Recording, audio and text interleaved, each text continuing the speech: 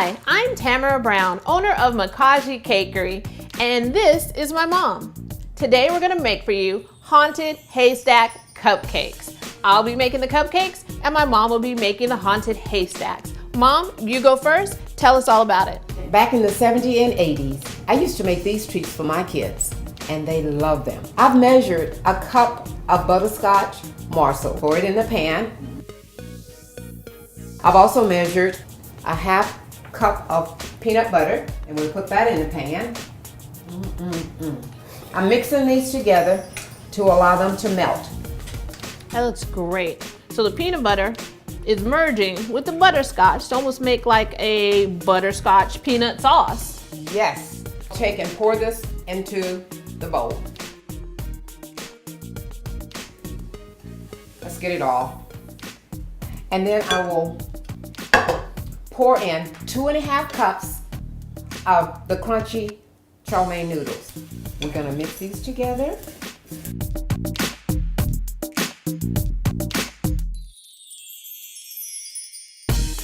You can see that peanut butter, butterscotch, and those crunchy chow mein noodles look delicious. After they spoon out, you begin to see how they take their haystack shape. Onto the parchment. And after we have them all set out on the parchment, we'll put them in the fridge for a little bit so they can set. Ideally, you should be able to get about, what, 8, 10 out of that recipe? Absolutely. And of course, if you made them smaller for mini cupcakes, you can double that.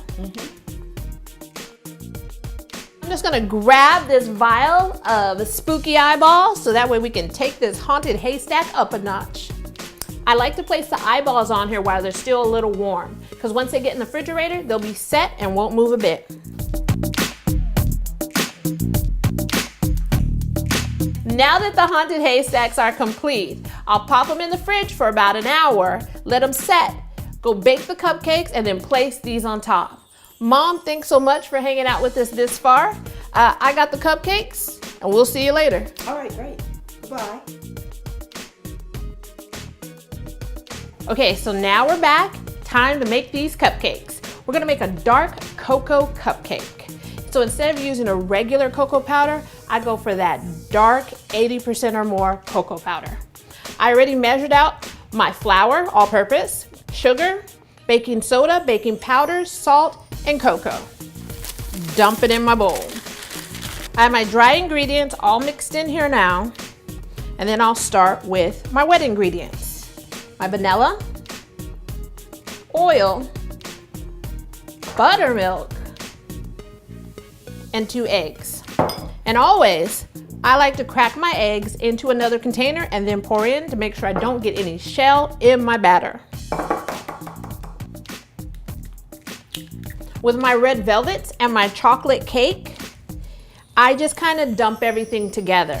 If I were doing a vanilla or a lemon or a strawberry, I'll put a little bit of dry, a little bit of wet, a little bit of dry, a little bit of wet. 3 to 4 goes of each side.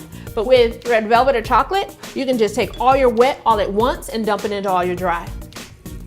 So right now, I am incorporating all my wet into my dry. And once this is good mixed, good consistency, all one color of a dark chocolate, then I'll pour in a cup of hot water. I always use a cup of hot water because with cocoa powder, you need that heat to activate the flavor.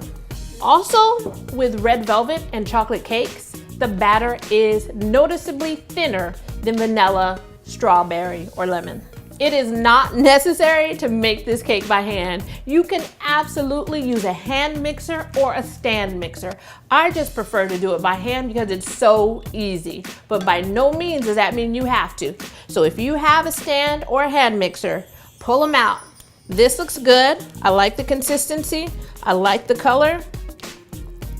You see how thin this is?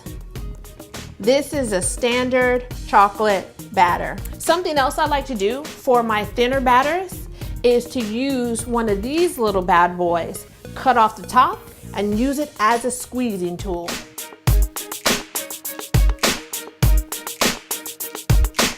And you get it to stop coming out when you release the pressure on the bottle. So actively squeeze, then release and lift up.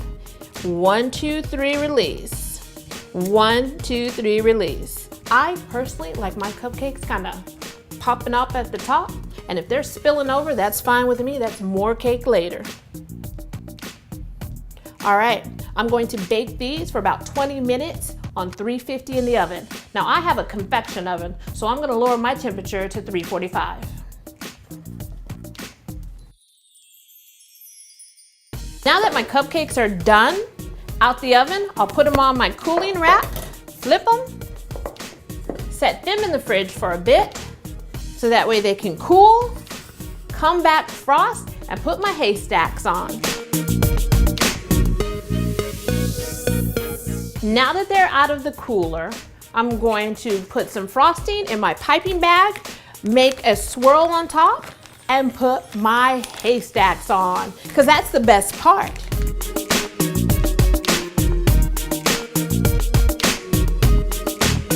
For those who like to know, my swirl tip is 2D, D like David. And I'm just gonna make a simple rosette on top of my cupcakes to place my haystack on.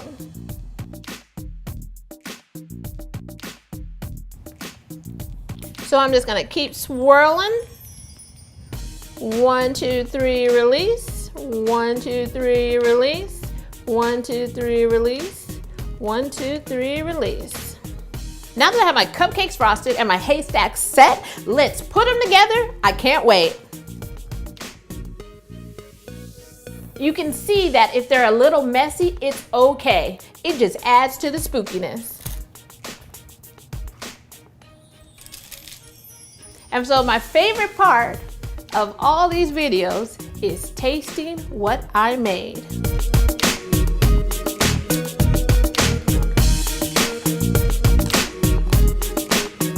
There's nothing like that peanut buttery butterscotch crunch.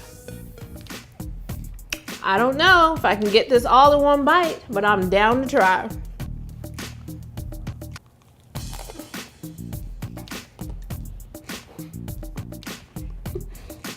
That's a good cupcake. Thank you so much for watching my Haunted Haystack Cupcake video. Please like and share because it equals care. The description has the recipe as well as the website blog. Till next time.